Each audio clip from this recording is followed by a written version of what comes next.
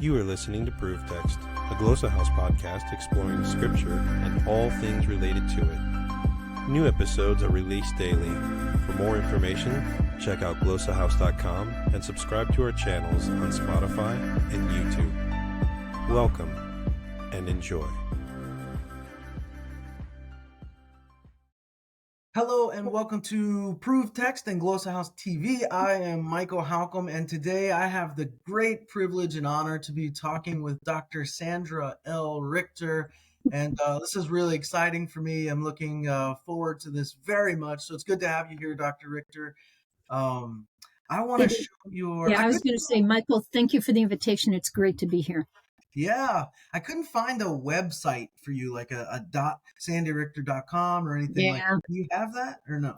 I have resisted this for a very long time, but I actually have a teaching assistant right now who is a computer science guy, and he has built out, whatever that means, a website. And my publicist with HarperCollins has been pushing the accelerator, saying, okay, let's get that happening. So I am slowly moving into the land of being social media website savvy. All right. So, excellent. Well, there's so many pages for you. You're part of this and this and this and this and this. You know, I didn't quite know what to use. I found your Wikipedia. So okay. I'm just going to share that briefly, and people will be able to know what that looks like and where to go. So here's Dr. Richter's Wikipedia, and you can see it says she's an Old Testament scholar, author, international speaker, professor who currently holds the Robert H. Gundry Chair of Biblical Studies at Westmont College in Santa Barbara, California. And that's what they tell me. That's what my contract says. So I'm really good to hear that. Yeah. So Wikipedia has confirmed it. Good. Then it has to be true. It has to be true. And so selected publications down here at the foot of the page, and some additional references to articles and things like that. We see one of the things that I really want to sort of get into today. I want to talk about your journey into like creation care and environmentalism and those sorts of things. But before we do that, if I could ask, I'm very curious, what initially inspired you to pursue a career in biblical scholarship? You would think that would be a simple question, but it's actually super convoluted. I was raised a Catholic kid in a Jewish neighborhood. Many people have this testimony about their home denominations. I spent my whole life in church, and I'd never heard the gospel. So I wandered across the street one day into this Jesus movement kind of coffee house thing that was happening in the basement of St. James Episcopal on 7 Locks Road in Potomac, Maryland. And I walked through the door.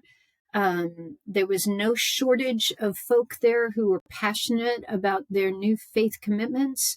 And they told this grimy adolescent about the gospel. And immediately my heart said, that's true. So that would be the very beginning of the journey. And I wound up kind of cycling through some of the Jesus movement stuff, landed in a house church, still had no idea the Protestants were out there. And then literally by mistake, wound up in an Assemblies of God Bible College in Valley Forge, Pennsylvania.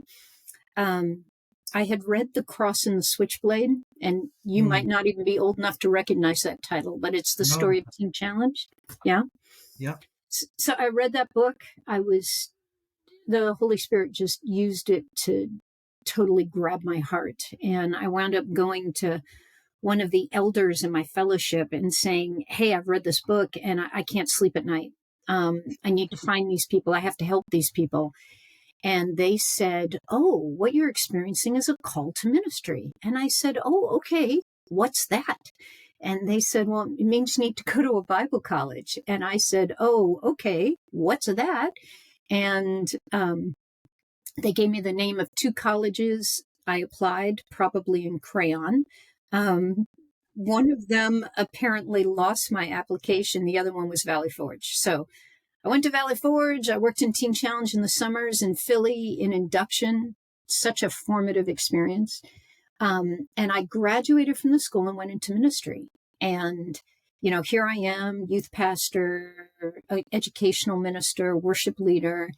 And this might be a surprise in this decade, but in that decade, the Assemblies of God really was not excited about educated women. And so I was a constant cultural anomaly and constantly being sort of shoved to the edges as a result, until finally one of my senior pastors had the chutzpah to say, wouldn't you rather go somewhere else? Wow. Wouldn't you rather be in education? Go away. Wow. So I gave a little adjunct position a chance, and I was praying, God, what do you want to do with me? And I'd been hired to teach Intro to Old Testament. And by then I was almost done with a master's degree at Gordon Conwell. And I walked into the room, I handed out my syllabus. I'm saying, hey, Holy Spirit, talk to me when you want. And honestly, Michael, I didn't get through introducing my syllabus before I knew that I had been designed in the womb to do this. And it was with that juncture that I went back to my mentors at Gordon Conwell, who were very reformed. And you might have noticed the reformed wing of the church is not really thrilled about women in leadership either.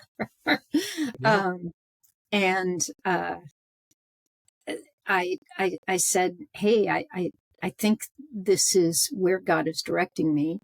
And they all said, you need to get a PhD. And that was the beginning of winding up who I am now. Wow. All right. And so you've been writing, you've been teaching. It seems like you're going around speaking quite a bit these days. And I've led 2 Bible studies in 2 different groups through your Epic of Eden book. It's hard to believe that's 16 years old now? Soon to be 20 years old. Yeah, and I'm so due to write a second edition. There isn't actually that much I want to change about it, which is part of why I'm delaying. But the graphics need to be updated, and some of the anthropological data desperately needs to be updated. So I've started that project, but I haven't finished it. Yeah, so it's an incredible study, and this part of your research has also led you into what we were talking about earlier, like creation care. How did, where was the switch flipped for that? Do you remember like a distinct moment, or was it just kind of like something that was gradually happening over time, or both? Or both.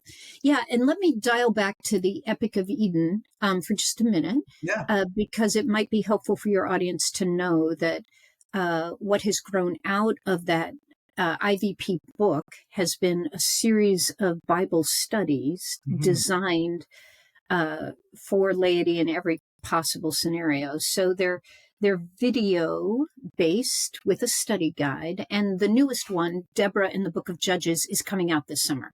Oh, great. Which is why HarperCollins is pushing me to be more internet savvy. So, right. So, but back to your question on this business of environmentalism, and I would say it's a both and.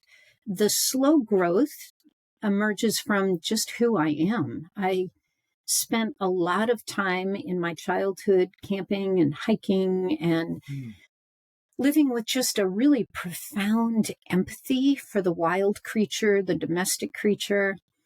But as with many folk, when I became a Christian, I thought that that was a peripheral issue and something that I really wasn't allowed to incorporate into my Christian identity. So, and this, again, wouldn't necessarily be true right this moment, but it has been true for decades. So I sort of put it on the side. Often when I was working in this position or that position, I would spearhead recycling projects or this project or that project, but it really wasn't center stage. And the first big moment was at Asbury Theological, and I tell this story in the book, Stewards of Eden. So I'm at Asbury Theological. I'm in central Kentucky, which is a region of this country that does not think environmentally. It's not on their cultural landscape. And Asbury was and is a great place. And what we would do on an annual basis is we would have something called a Kingdom Conference, right, where we would bring in outside speakers to help our seminarians attach to bigger world issues. So it would often be missionary projects or social justice issues, or, we just had this parade of incredible people walk across the stage at Asbury Theological.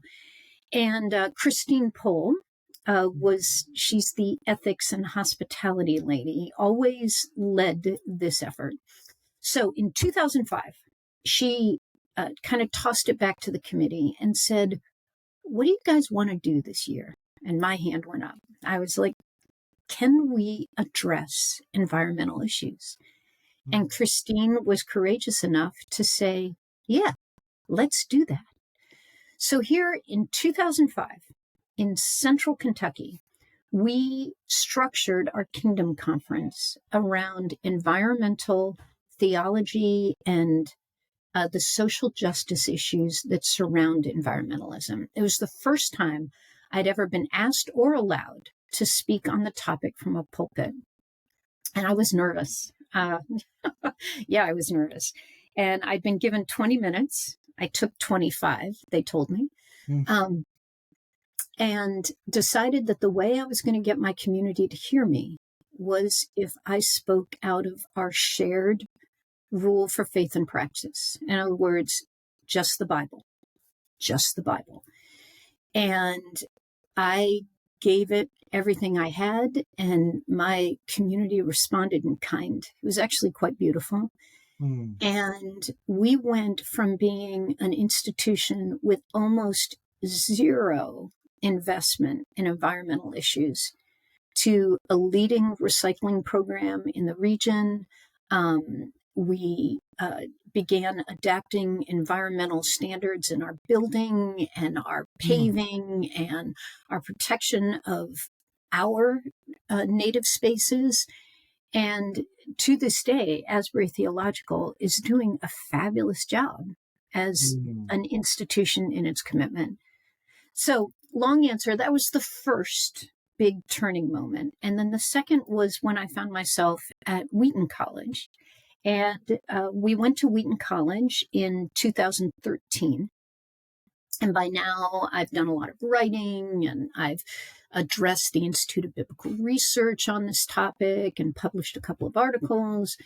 And here I am going to Wheaton, also still deeply invested in this topic. And so before I even came, I contacted Kristen Page, who's one of their longstanding biology profs. Kristen was just as invested in the topic as I was. We applied for a little faith and learning grant, which gave us the opportunity to co-teach a class because it's expensive to use 2 faculty members for one class. And we launched this first ever course called, what was the title at this point? I think it was environmental, something like environmentalism for the Christian or environmental theology for the Christian. The subtitle is what always stuck with me: The Bible and Biology. Awesome. Yeah. So we started putting this class together. It was so much fun to watch. Actually, it wasn't fun for us, but would have been fun for you. To watch these two professors, the biologist who, living in the Christian world, is constantly under threat that she's gone liberal, right? Because, Right. she's doing real science in the classroom. And this theologian who's constantly concerned that I'm not doing real biology because it's not my discipline. So we get into the same space. We're working through this class, and it finally launches. And this Michael, was a huge moment for me. We did a little icebreaker at the beginning of the class, and every academic has done this, where you just kind of go around the room and you say, hey, tell us your name, your major, and why you chose to take this class. We do it all the time. And sometimes you get payoff and sometimes you don't, but it's kind of a soft icebreaker. Right. So we're going around the room. And this is how the moment emerges. There are 25 of Wheaton's finest sitting in that classroom. And they're wonderful human beings. They're well trained, they're well educated, they are socially aware, culturally concerned, they know their Bibles. And every one of them essentially gives the same testimony, which is, I've always loved fill in the blank, hiking, the mountains, camping, the ponies on Assateague, the dolphins in the Channel Sound. I've always been touched and moved by God's authority, sovereignty, and beauty when I engage those realities. But I never thought as a Christian that I was allowed to advocate for those loves and concerns. So I'm so glad you offered this class. Every one of them said the same thing. And then when we got back to the front of the class, Kristen looked at me and I looked at Kristen, and we said, yeah, ditto. Same here. Right. And it was at that moment that I realized I needed to take my academic investment in this topic and I needed to turn it into a tract of sorts, a short, accessible, readable, just the Bible publication on environmental theology, so that these college-age students could understand that even if their church had failed them on this seemingly contemporary topic, their faith hadn't. So that was my ambition. That's where Stewards of Eden came from. And long answer to your question. Yeah. No, I appreciate it. That's a great story. Yeah, and so this is interesting to me. As when COVID hit, like probably within the first few weeks of that, our family decided to do the vegan thing. To do the what? The vegan thing. Like we just went vegan, cold turkey, no pun intended, right? So we just overnight, literally, we had chicken one night, and then the next night we didn't eat meat again for over 4.5 years, I think it was. Wow. We've just recently started venturing back into that for health reasons. But it was sort of along that vegan journey for us that our eyes were open to some things that we didn't know. For example, about how the meat industry, right, is one of the leading causes of environmental issues, if not the leading cause. But so I would say the fossil fuel industry is the leading cause. But yeah, the food industry causes tremendous damage, and reality is that every citizen on this planet engages the food industry. So there's a very personal sense of responsibility there. So keep going. Yeah. Yeah. No, as that went on, like we began to learn things that we weren't aware of. But even just as recent as like a month ago, maybe 3 weeks ago, I was at a denominational get together here, and I had mentioned to someone, this is the first time I've eaten chicken in 4.5-ish years, and the person was wow. like, "What? What kind of crazy are you?" Yeah. Yeah, And the response after the what was like, this was a lady I was speaking to. I'm good friends with her husband. She's like, you must have sure had John fooled, because I guarantee you he doesn't know that about you. And I'm like, I don't, go around announcing that I'm a vegan. Like, I know a lot of vegans feel like they need to do that, but Hmm. anyways, and so she literally pulled out her phone and called her husband right there on the spot and said, "Hey, did you know Michael was a vegan for 4.5 years?" As if it was this big, conspiracy. Crazy announcement. Yeah. Yeah. Um, and so it became kind of this big talking point, and I get, even just from that very recent experience, like what you mean and what your students were meaning when they say, "I didn't know I was allowed." Right? Yes. You kind of you do get that stigma of, oh, like, well, if my husband had known you were a vegan, he probably would have never talked to you, because he would have just thought you were a flaming liberal, right? Um, Yes. that Yes. sort of thing. This Yes. this How have you dealt guilty with by that a stigma? Like, I'm sure you've encountered that, giving all these talks and writing all these books.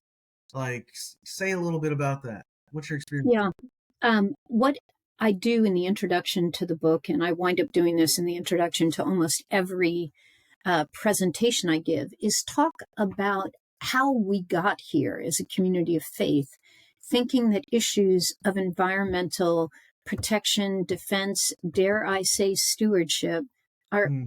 are somehow alien to the gospel.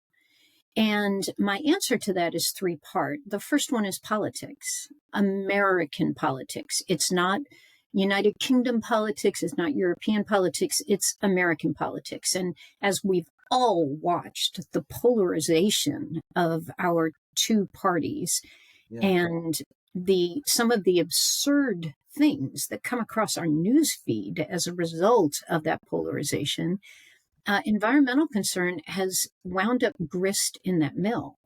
And what has happened over these decades is this idea that to be a Christian is to be a Republican, because Republicans, of course, are pro life. And to be an environmentalist is to be a Democrat. Therefore, to be a Christian means you cannot be a Democrat, and therefore you cannot be an environmentalist.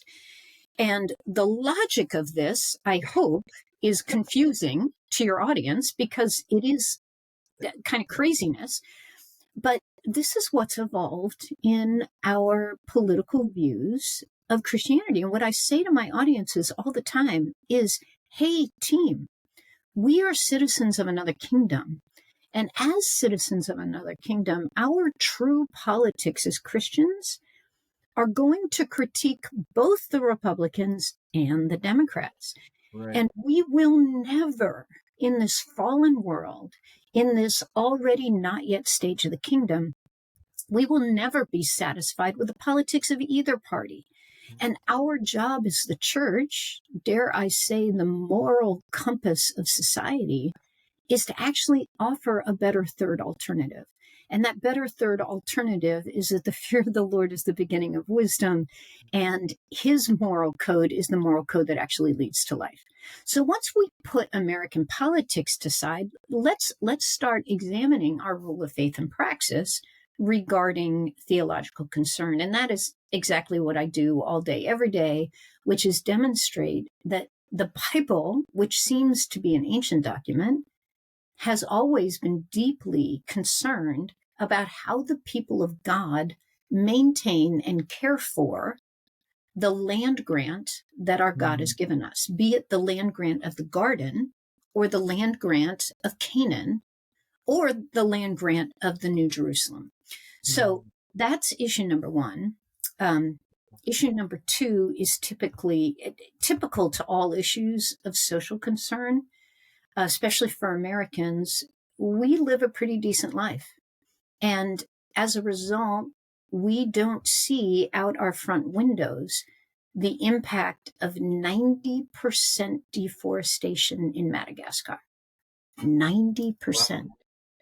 And since we don't see the impact, just the view of the stripped land is heartbreaking enough. But what we don't recognize is that it's the marginalized, the widow and the orphan, that always pays the penalty first for degraded landscapes. That's true in Haiti. It's true in Madagascar. It's true in the Sudan. It's true in Appalachia, in eastern Kentucky and eastern Tennessee. So environmental concern is actually part and parcel of our concern for the widow and the orphan. And once the church realizes that, the church stands up, because what we do at our best is defend the widow and the orphan. And the history of the church testifies to that. So that's issue number 2. And then issue number 3 is this theological misunderstanding of the prophecies of the New Testament that talk about the judgment day.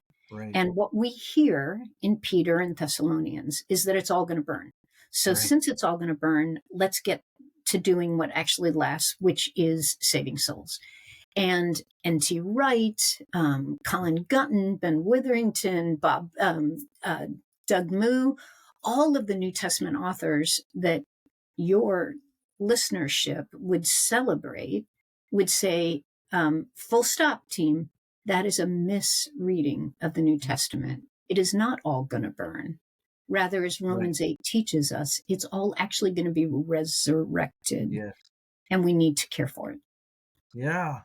I love that. And, going back to point number 1, even, it makes me laugh and almost want to cry, because, isn't creation care in and of itself very pro-life? Yes. It's like one of the most pro-life things we can do for now and subsequent generations. And actually, let me tag into that. The situation in Madagascar right now, I have dear friends who are missionaries there and deeply invested in restoring the environment there for the sake of the widow and the orphan, because right now, 1 out of every 10 women giving birth in Madagascar dies as a result of the very natural process of giving birth. Why? Due to malnutrition. Where's the malnutrition coming from? Environmental degradation. So if we are pro-life and we are pro-baby and we are pro-mama, we need to be pro-environment. That's great. Wow. So this is interesting too. So I'm a full-time pastor at present, and do just adjunct teaching on the side. But one of the things that we started, and actually this was a gift kind of from COVID. COVID, we don't own a building here. We're priced out in Hawaii. I don't think we'll ever get a building unless somebody gives one to us, which is actually a real strength in the end. So that coupled with COVID, which we got kicked out of the school we were meeting in, and then we moved 7 or 8 times during COVID, our congregation. Ow. Yeah, that's hard. It was pretty crazy, but some of those movements, we found ourselves on Sundays just meeting at a local park, like outside, and that started to stick a little bit. And so what we've been doing for the last 4 to 5 years is the last Sunday of every other month, we don't have any worship services, no sermon. We go to a beach and clean up trash, or we go to a park and clean up trash. So the last Sunday of every other month, our congregation is out in the community cleaning up trash. Wow. So that is very cool. Yeah. And of course, your congregation's investment absolutely and empathy for those beaches and those parks grows with every step. Absolutely. Yeah. And so there's quite a few homeless here, a decent sized homeless population on Oahu, but we find ourselves out there engaging with people who live on these beaches and who live in these parks. And that's another thing that to me is a very pro-life kind of thing.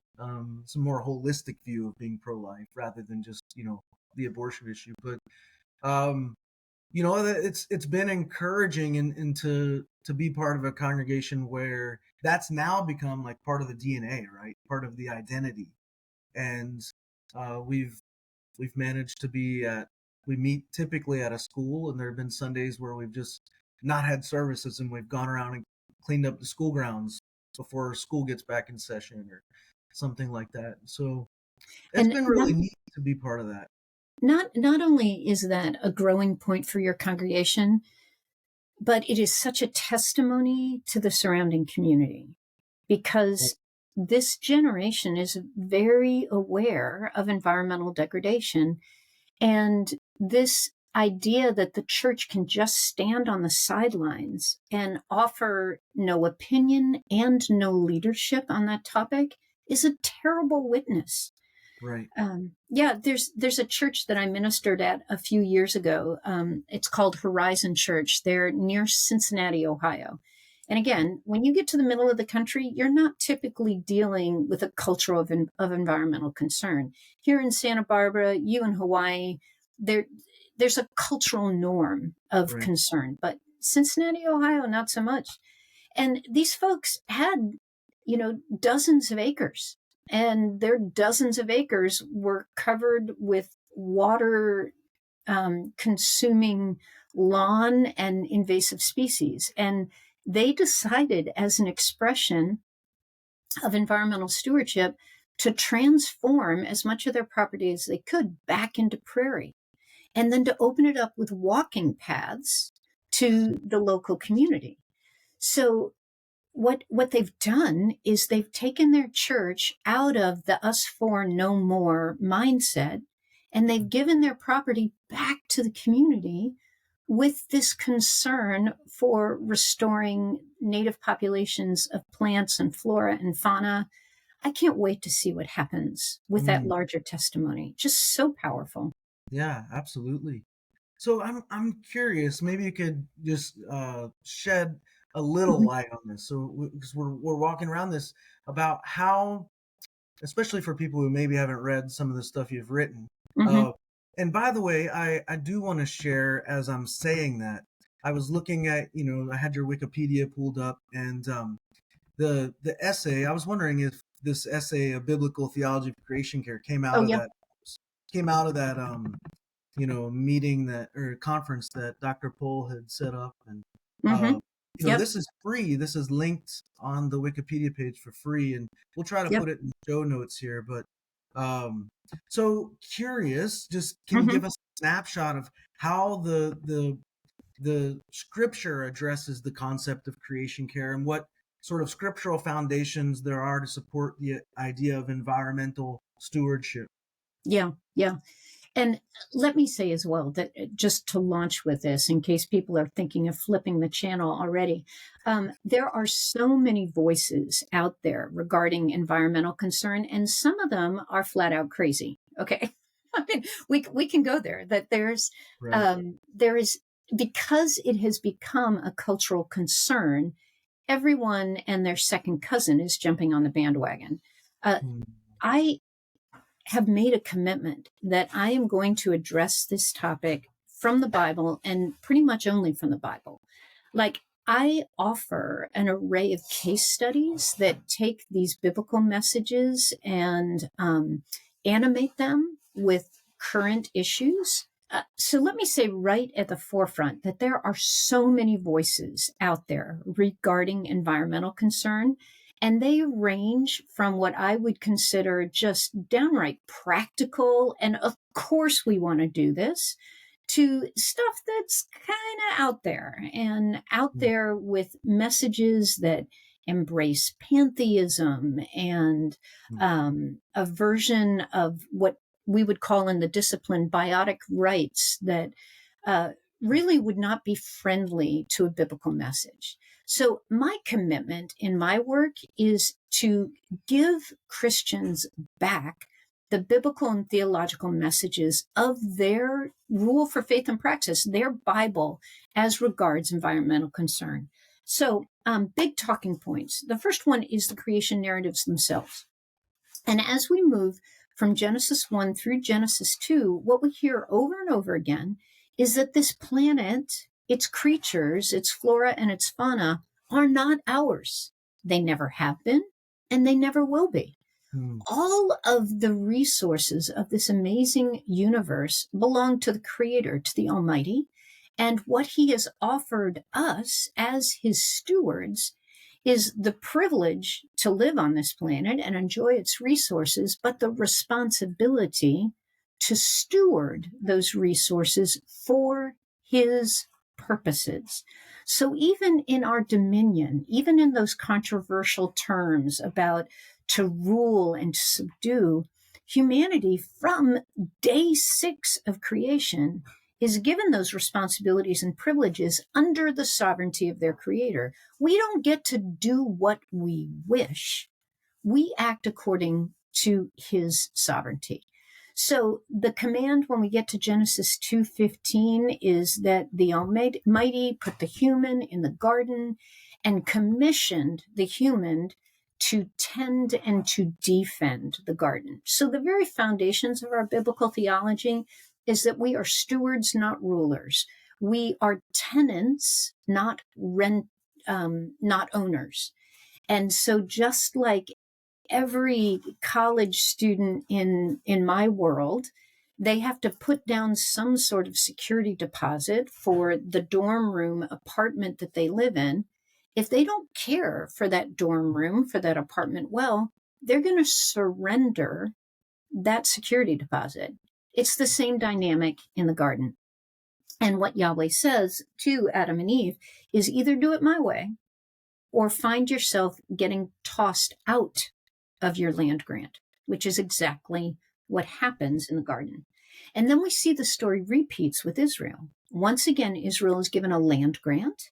It is a beautiful, perfect land flowing with milk and honey. It has everything that the Israelites need.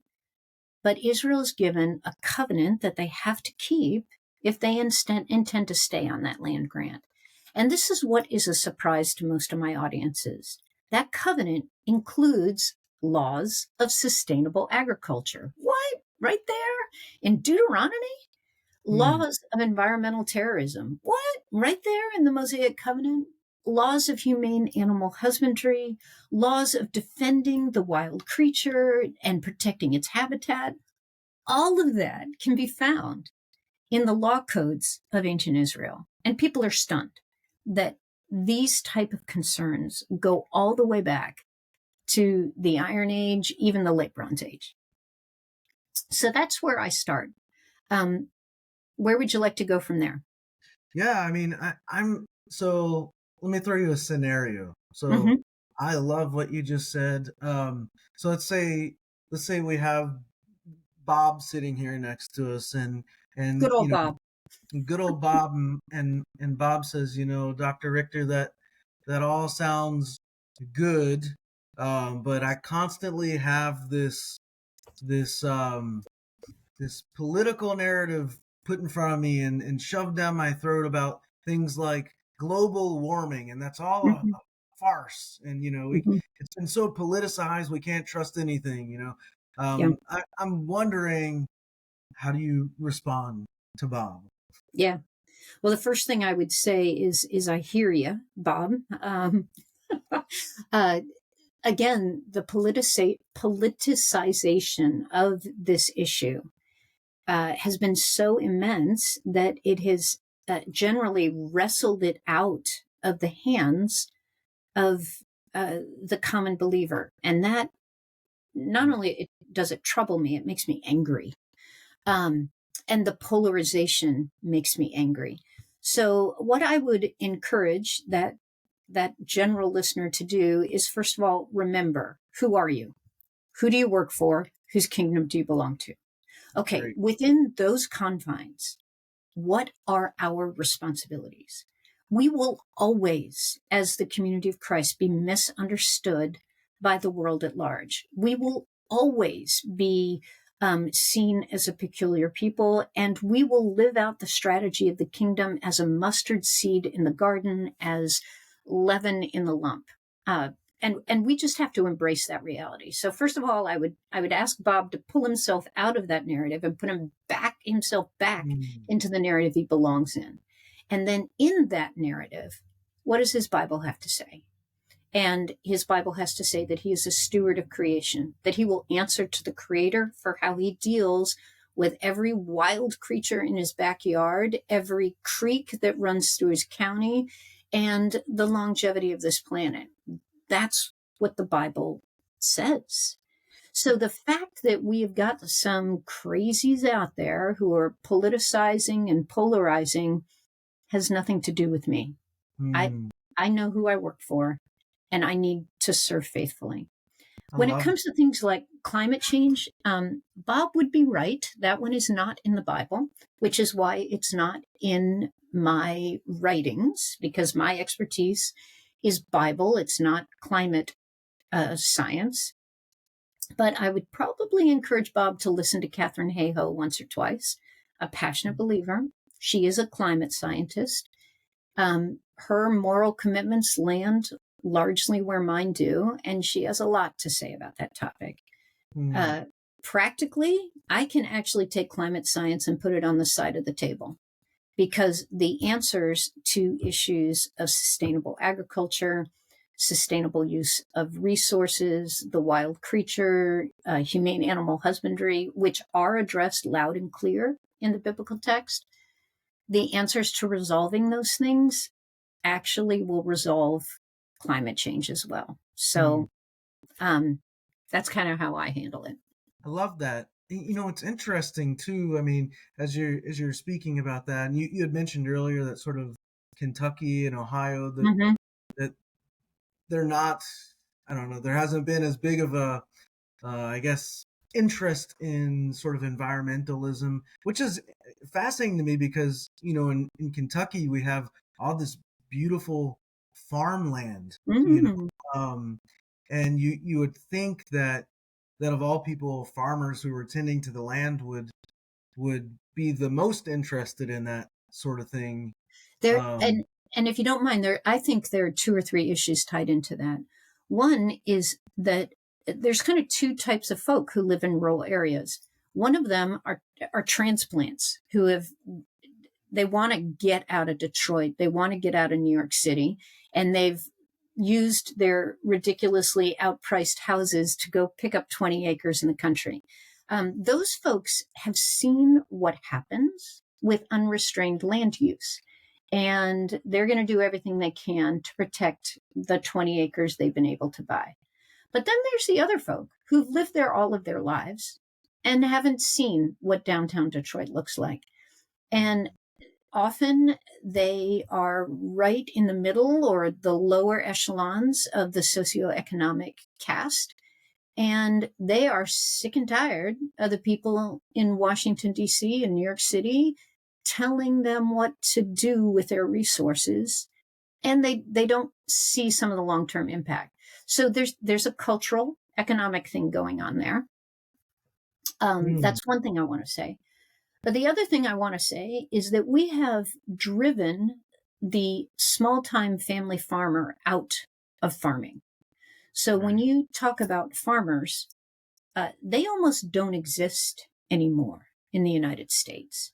Corporations are running farms. I think a major area of advocacy for me is defending the family farm. Because real farmers don't treat their land that way. Real ranchers don't treat their animals that way, but corporations do. And because of our quest for the almighty dollar, we have collapsed and are collapsing farming in this country. Wow, that's I would have not have guessed that. I mean, I've seen some of the documentaries with corporations moving in on smaller farms, but to hear that the farmer almost is non-existent, that's shocking to hear.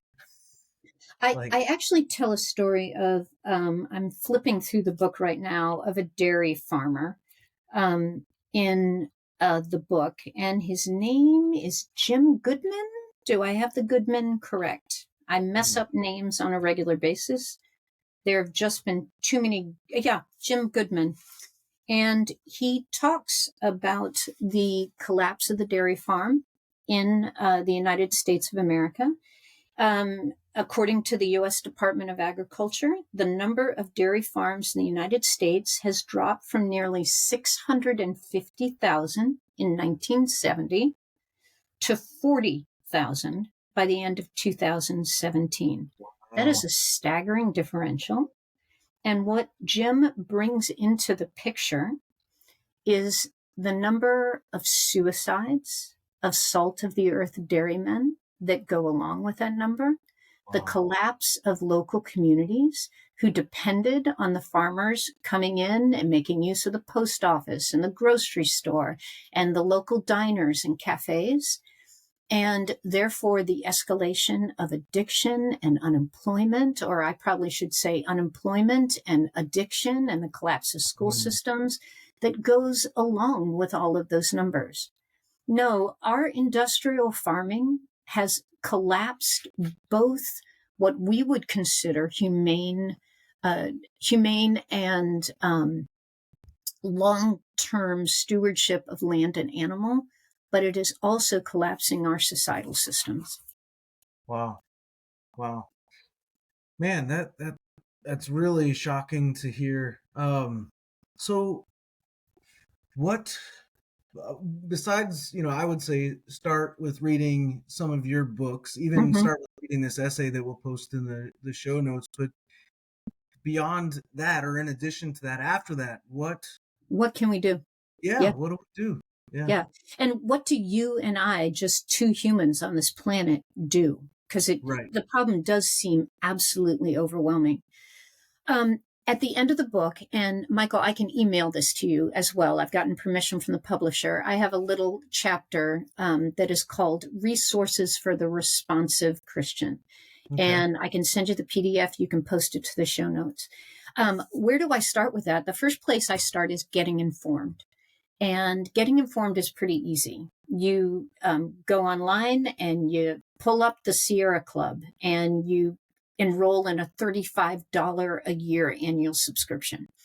What does that do?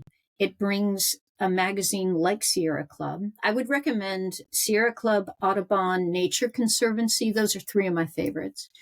It brings that magazine into your home on a monthly basis. So you start getting informed. Yeah. You also get some really fabulous photos and an annual calendar, which is kind of cool. But the other thing it does, it gets you informed. It starts moving you that direction, but it also puts a small part of your resources into their till for them to do what they do, right? So I would say that's a first step. A next step would be starting to address your own household. And, you're a pastor. How many times do we listen to sermons for someone else, right? I love listening to sermons for my husband. Like, have you listened to that one? Are you convicted? Are you going to change your life? As opposed to, am I convicted? Am I going to change my life? So major things we can do. We can do a little energy audit of our own household. We can figure out what are we doing that's really fairly easy to change, that can start turning the ship in our own homes. And Nature Conservancy executive director, one of my Westmont alum friends would make the statement that petroleum and plastic are the two great banes of this generation. Anything we can do in our lives to reduce our use of petroleum and plastic, to reduce, reuse, and recycle, we have taken a major step forward. So what have we done in my household? Well, my kids have been watching Ziploc bags be washed out and reused since they were children, to the point where I had my college-age daughter, someone gave her a Ziploc baggie of cookies for her birthday. She brought home the cookies, shared them with her roommates, washed out the baggie, and gave them back to her friend. Her friend stood there like, "What are you handing me? What are you doing?" And my poor daughter has been so evangelized into this that she's like, "Well, I'm giving you back your Ziploc bag. It's clean, it's washed."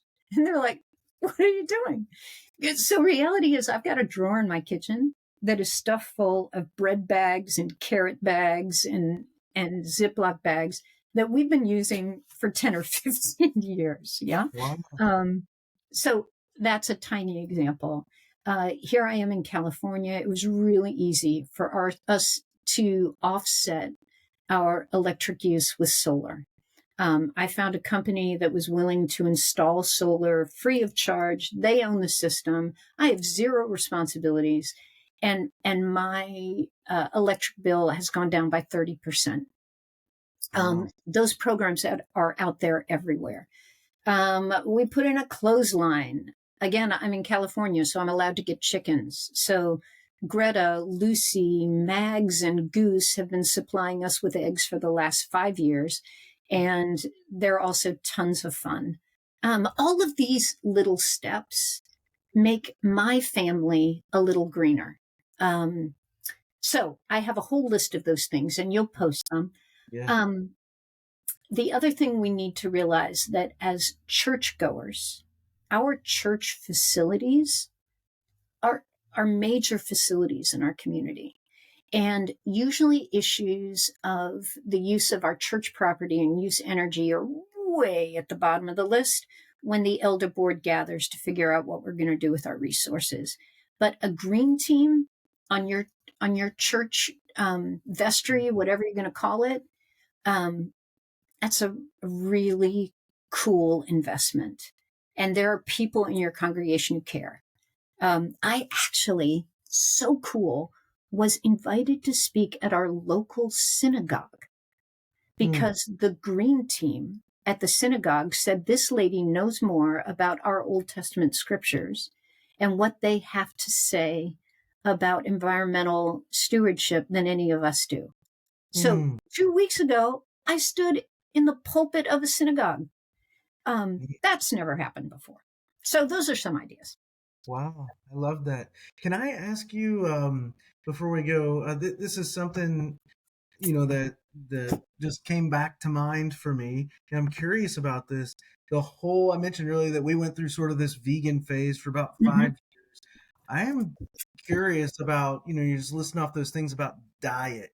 Yes. And, when it comes to environmental issues, and we have the animal abuse stuff on the one hand, and then the fossil fuels on farming on the other hand, and the degradation of land. But I'm curious about your stance on diet.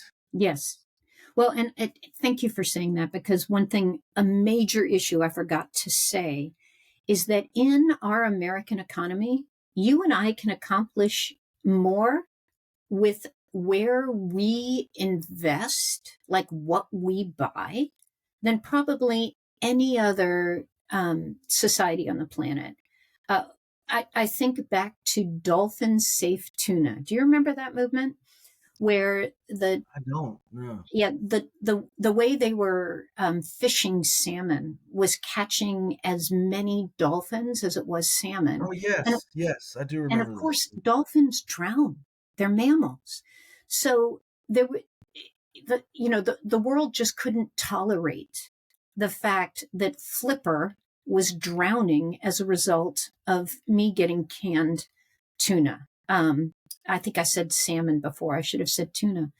And so a movement started up where dolphin safe tuna, and the industry was forced to change their fishing methods because neither I nor you would buy a can of tuna that didn't have a dolphin safe stamp on that. So for you and I, if we begin to read the labels on our food, if you and I start pushing the organic industry with our purchases, if we actually start looking at humanely raised on the meat that we purchase at the grocery store, if we start cutting back on our meat consumption, maybe even being as bold as the Halcombs and going vegan, these sorts of things change the industry. And if we're vocal about it and visible about it, we change it even more. So in my household, we are not vegans. We are not as holy as you are. And we're not even vegetarians. We've gone through vegetarian phases, but I'm married to a meat and potatoes Greek guy, and if I outlawed meat in my house, I might be needing to look for another place to live. But what we have done is we have dialed back that meat consumption. And as a result, our grocery bills are lower, our health is higher, and we're making a difference. And no meat comes into our house where the labels haven't been checked. So that same meat and potatoes Greek guy is now like traumatized by going to the grocery store. Because I'm like, no, not that kind of bacon. So, yeah. Nice. Well, I'm going to maybe put you on the spot a little here, so forgive me for that, but I tend to do at the end of these episodes, these interviews, what I call a parting shot. And this is where I ask people to share, like, and it doesn't have to do anything with what we've been talking about, but it can, like a favorite quote, a saying, a song lyric, maybe it was something grandma used to say to you. I don't know, a Bible verse, but just a parting shot, something to leave us with additionally just chewing on or thinking about. I have got that for you. All right. And it is a quote I discovered researching Stewards of Eden. It's coming from a guy named Gus Speth, who has been a total insider in the environmental movement since day one, and actually served as the chairman of the Council on Environmental Quality under Jimmy Carter. So we're talking 30 plus years. He is not a believer. As far as I know, no investment in theologically related issues. But this is what he said at his retirement interview. Here we go. I used to think that the top environmental problems were biodiversity loss, ecosystem collapse, and climate change. I thought that 30 years of good science could address these problems. I was wrong. The top environmental problems are selfishness, greed, and apathy. And to deal with these, we need a cultural and spiritual transformation. And we scientists, we don't know how to do that. I hear that quote and everything in me shouts, put me in, coach. Because we, the church, we know how to deal with that. And if we would actually get involved in this crisis, we, the sleeping giant, especially of the evangelical church, we know exactly how to deal with that. And at our best, we have dealt with it over and over and over again through church history. I would love to see our sleeping giant awaken on this topic and awaken in the name of Jesus and actually turn the moral compass of this country based on the name and the character of our God. Amen. Well, Dr. Richter, thank you for meeting today, and Yes, sir.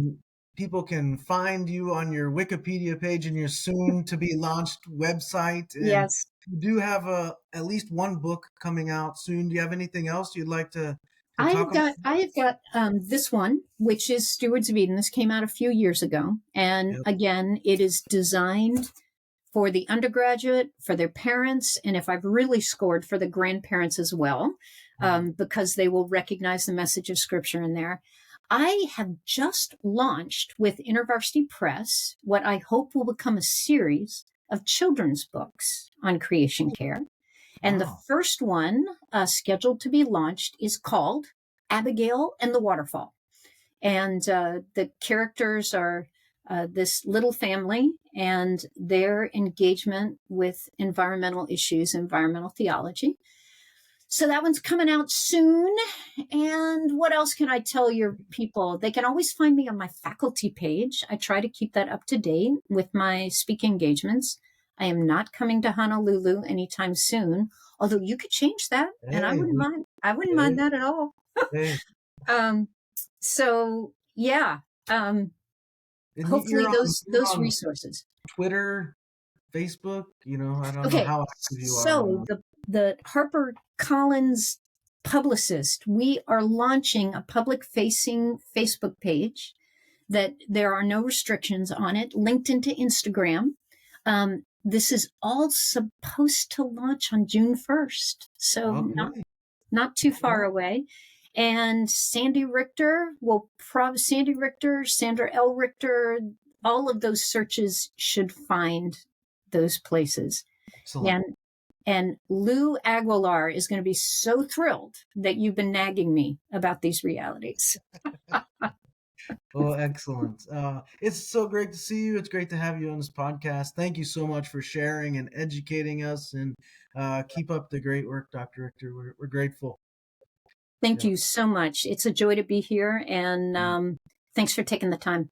Absolutely. We're going to stop there, friends. Check out glossahouse.com, the Gloss House TV YouTube channel, and the Proof Text podcast. We're going to stop there and say we hope that helps.